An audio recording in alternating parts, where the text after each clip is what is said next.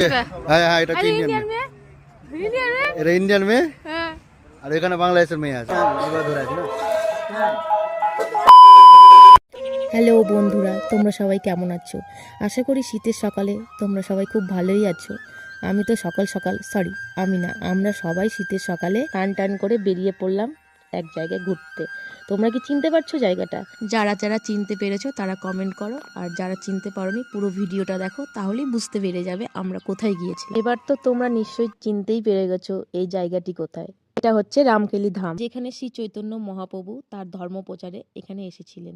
আর এটা সেই জায়গা, দেখো তোমরা লক্ষ্য করে তার পায়ের ছাপ রয়েছে, কি সুন্দর। আর ভগবানের স্থানে এসেছি, তিলক না কাটলে হয়? দেখো, তারপর দাদু আমাদেরকে সবাইকে এক এক করে তিলক কাটিয়ে দেবে। সত্যি এটা যে একটা এত সুন্দর মুহূর্ত, বলার মতো না। আমার তো খুব তিলক পড়তে ভালো লাগে। তোমাদের কেমন লাগে তোমরা কমেন্টে জানিও। চলো এবার শুরু করা যাক গৌড় যাত্রা। এবার আমি ওকে ফোনটা দিলাম, দিয়ে বললাম তুমি এবার ক্যামেরা করো, আমি একটু গৌড়টা পুরো ঘুরিয়ে দেখাই সবাইকে। এই যে দেখো, আমরা সবাই এক এক করে গৌড়ে ঢুকছি, আর গৌড়ের চারিপাশটা এত সুন্দর বলার মতো না।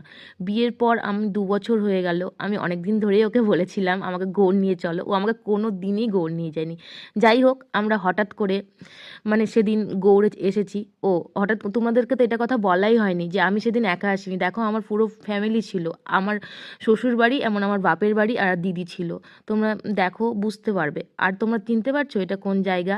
দেখো, এটা গৌড়ের সেই জায়গা। বলো তো কোথায়? বোঝে না যে শুটিংটা হয়েছিল। তাহলে জায়গাটা কেমন? তোমরা যারা এখনো দেখোনি তারা অবশ্যই একবার ঘুরে এসো এই জায়গাটা থেকে। এবার চলে আসলাম আলাদা স্পটে, আর গৌড় মানেই তো ইতিহাস।